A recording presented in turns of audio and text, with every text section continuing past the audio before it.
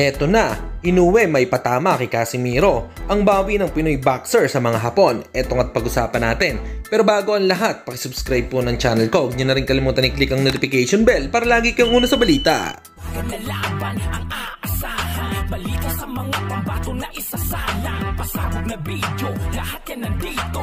Nino Cruz TV ang iyong paborito. Pag-usapan nga po natin mga kaboxing, magbabalik na din sa ibabaw ng lona itong si Raymart Caballo. Ngayong darating na February 13 kontra Thai boxer na si Parov para sa WBO Oriental Bantamweight title na gaganapin sa Midas Hotel and Casino, Pasay City. Ipapakita nga ang laban na ito sa One Sports, Signal at Pilipinas Live.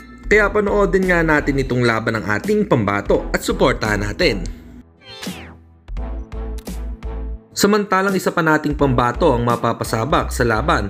Ito nga ay si WBO number 6 contender Jonas One Punch Sultan na naghahanda ito sa wildcard gym para harapin ang Hapon na si Rico Masuda sa darating na February 24. Alam naman natin sa previous news natin na natalo ang apat nating Pinoy boxer na dumayo pa sa bansang Hapon at tila parang ginawang pandagdag lang sa records ng mga Hapon.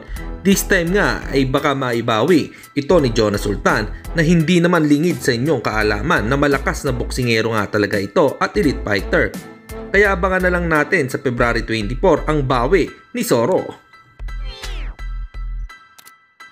At sa kabilang balita naman tayo mga kaboxing, alam naman natin ang paghamon ng MP President Sean Gibbons kay former 3 Division World Champion Janrel Cuadro Alas Casimiro na labanan nito si Marlon Tapales sa Mayo na hindi pa nga ito tinutugunan ng kampo ni Casimiro. Dito nga ay nakarating ang balita kay Japanese Monster Naoya Inoue na posibleng paglabanin si Casimiro versus Tapales. Nagkomento nga ang Hapon dito at ang sinabi ay, "I know if Tapales can easily beat Casimiro because he is one of the ones who gave me a good fight. I will wait for him in our rematch." Ano po ang opinion nyo rito mga kaboxing sa sinabi ni Naoya Inoue? Hanggang dito na lang muna ang ating balita. Dito na lang ang aking boxing news report. Babu!